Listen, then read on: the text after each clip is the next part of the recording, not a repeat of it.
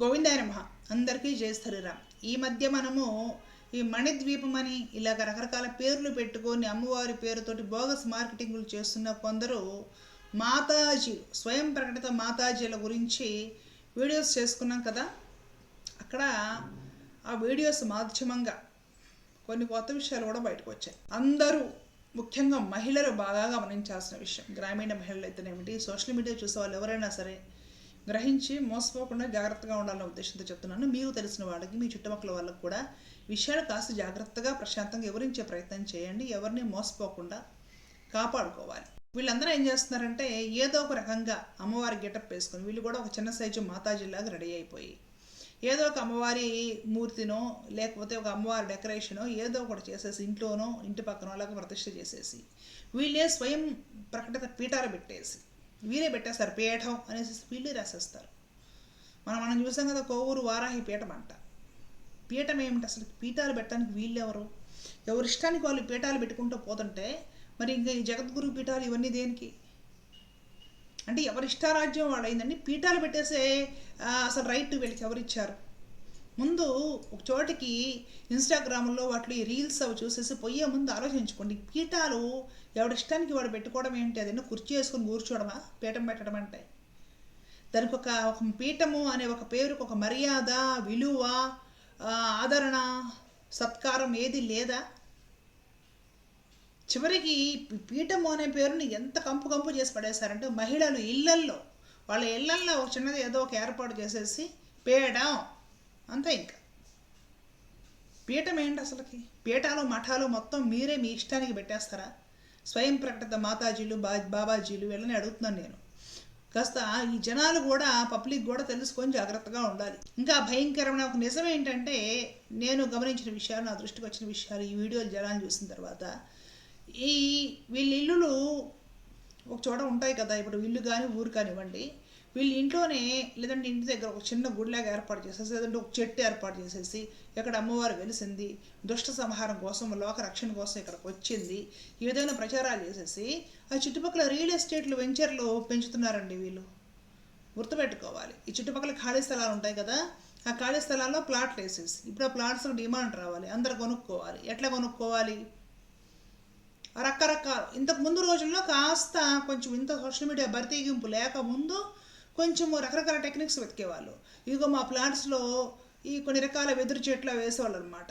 Eucalyptus చెట్లు, ఈ చెట్లు ఇన్ని వేసాము, ఒక 10 సంవత్సరాలు మీ ప్లాట్ ధరతో పాటు ఈ చెట్లు కూడా పెరిగి ఈ వాల్యూ ఉన్న చెట్లు కాబట్టి మీ ప్లాట్ ఎంత అవుతుంది. ఇట్లాంటి కొన్ని టెక్నిక్స్ వాడేవాళ్ళు అనమాట. అంతవరకు కొంచెం మంచిదే. ఇప్పుడు మరీ ఎంత బరితెగింపు తయారైందంటే ఈ చుట్టుపక్కల ప్లాట్స్ అమ్ముడు పోవాలంటే అక్కడ ఏదో ఒక దేవతా విశేషమో శక్తితో ఉన్నట్టుగా ప్రచారం కావాలి. అప్పుడు ఏం చేస్తారంటే మహిళలు బాగా అట్రాక్ట్ అయ్యారంటే వాళ్ళ భర్తలకు చెప్పి తల తినేసి అప్పులు చేపించిన సరే ప్లాట్ కొనిపించేస్తారు. భార్య అనేది ఇంట్లో కొను కొను కొను అంటే ఆర్డర్ చేస్తుంటే భర్తను వాడు కొనకుండా అలా ఉంటాడు. ఇంటి పోరు తట్టుకోలేక కొనేస్తాడు అనమాట. కాబట్టి మహిళలను బాగా ఈ రంగంలోకి అట్రాక్ట్ చేయాలి. అప్పుడు ఏం చేయాలి? ఎవరో ఒక మహిళని మాతాజీని చేసేసి వదలాలి. ఇక్కడ ఏదో ఒక అమ్మవారు, స్వయం ప్రకటన అమ్మవారు, లేదంటే ఈ చెట్లోనో అమ్మవారు, ఈ విధంగా ఏదో ఒకటి మొదలు పెట్టాలి.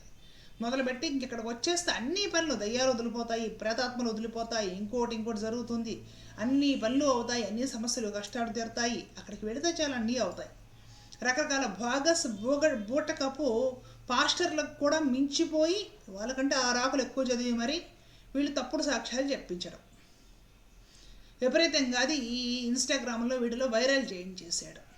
ఆ తర్వాత జనాలు అక్కడికి వచ్చి చేడతారనమాట. వాళ్ళ ఫోన్ నెంబర్లు, కాంటాక్ట్స్ సేకరించి పెట్టేసుకొని నిదానంగా ఫోన్లు చేసి ఈ పక్కన ఇక్కడ అమ్మవారి శక్తి ఉంది, రెగ్యులర్గా రావచ్చు, ఇక్కడ అమ్మవారి పవర్ ఉంది, ఇక్కడ ఉంటే బాగా కలిసి వస్తుందని చెప్పి చుట్టుపక్కల ప్లాట్లు కొనిపించడం.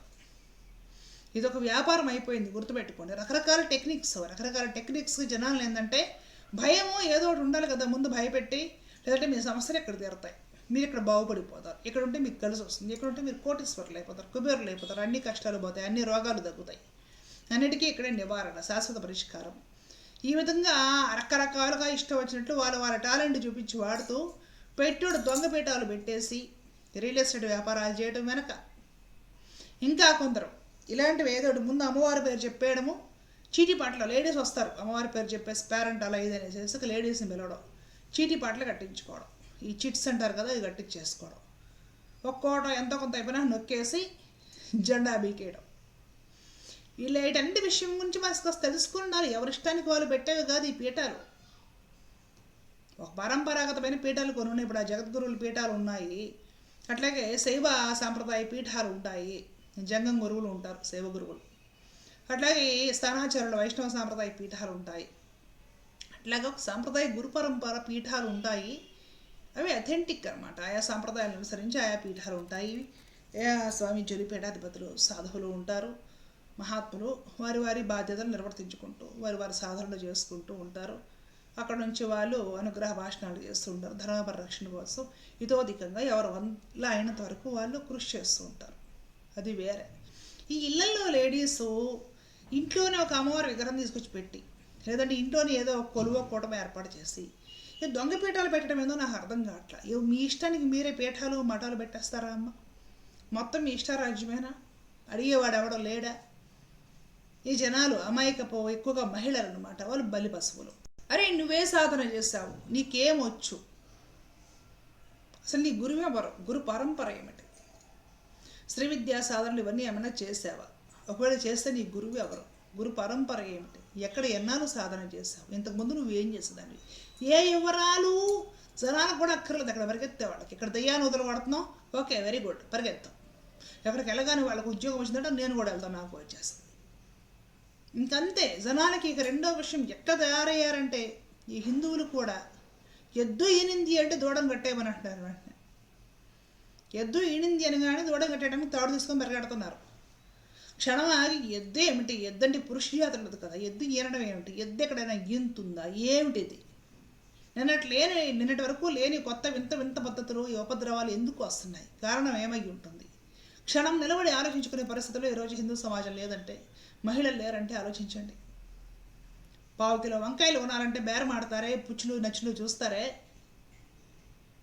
పాలు పోయించుకొని పాలలో నీళ్లు కలిపారు, చిక్కడి పాలలో ఏదో టెస్ట్ చేసుకుంటారే, ఒక వస్తువు కొనాలంటే క్వాలిటీగా ఉందా లేదా 10 షాపులు తిరిగి చూసుకుంటారే.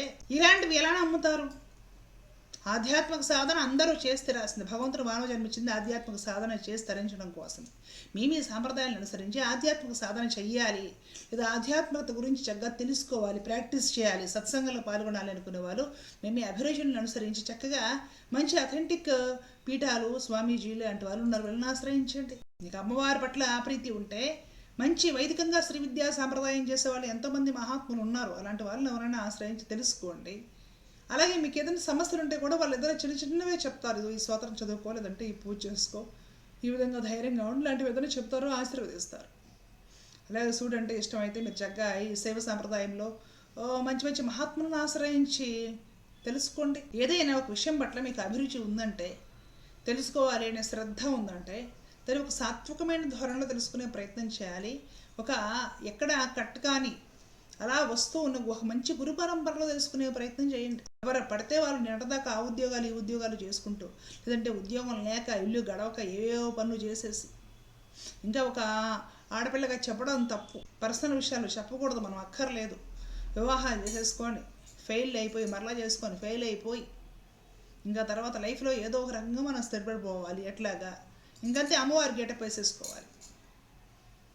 వేసేసుకొని ఏదైనా అమ్మవారి ఏదైనా పెట్టేసేసి వ్యాపారం మొదలెట్టేయాలి. చివరికి ఇక్కడ మహిమలు జరుగుతున్నాయని షార్ట్ ఫిల్ములు, టెలిఫిల్ములు తీసే స్థితికి వచ్చేసారంటే ఏ రేంజ్లో ప్రచారాలు చేస్తున్నారు.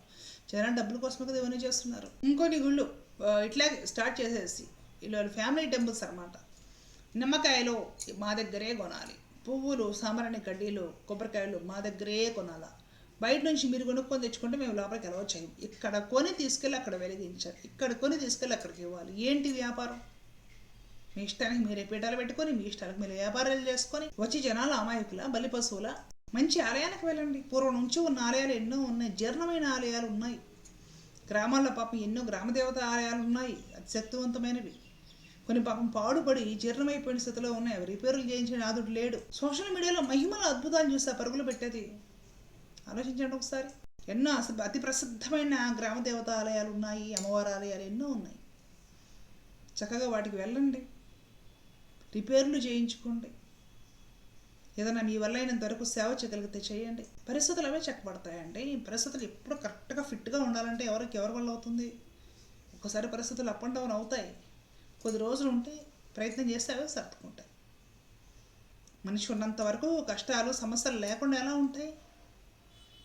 ఆ ముఖేష్ అంబానీకి లేవా కష్టాలు? మనకైనా ఉంది, ఆయనకు కూడా ఉంటాయి. ఆయన లెవెల్కి తగ్గ కష్టాలు ఆయనకు కూడా ఉంటాయి, ఉండవనుకోకండి. కాబట్టి ఈ పిచ్చి పిచ్చి ఆలోచనలు మానేయండి. పిచ్చి పిచ్చి యాడ్స్ చూసి ఇన్స్టాగ్రామ్లో రీల్స్ చూసి ఏవో మహిమల అద్భుతాలను పరిగెత్తుకోండి. దాని వెనక రియల్ ఎస్టేట్ దందాలు జరుగుతున్నాయి. దాని వెనక డబ్బు సంపాదించే ఒకటి ఉంది. ఇది ఒక కుటీర పరిశ్రమ, డ్వాక్రా పరిశ్రమ లాగా మహిళలే వృద్ధి చేస్తున్నారు. వీళ్ళు నిలబడి మహిళలనే మోసం చేస్తారు, వాళ్ళనే అట్రాక్ట్ చేస్తారు, వాళ్ళనే మోసం చేస్తారు. మోసపోయేది ఎక్కువ మహిళలే. కాబట్టి నేను మాట్లాడుతున్నాను వీడియో చేసి. మోసపోతుంది ఎక్కువగా మహిళలే, జాగ్రత్త. ఇళ్లలో దొంగపీఠాలు పెట్టి అమ్మవారి పేరుతోటి చేసే ప్రచారాలు ఇవన్నీ కూడా బోగస్, మోసపోకండి. చూసి పిచ్చి పిచ్చివన్నీ చూసేసి మోసపోకుండా జాగ్రత్తగా ఉండి చక్కగా ఎవరు ఆధ్యాత్మిక సాధన వాడు చేసుకోండి. అదే విషయం. ధర్మో రక్షిత రక్షిత. జై శ్రీమన్నారాయణ.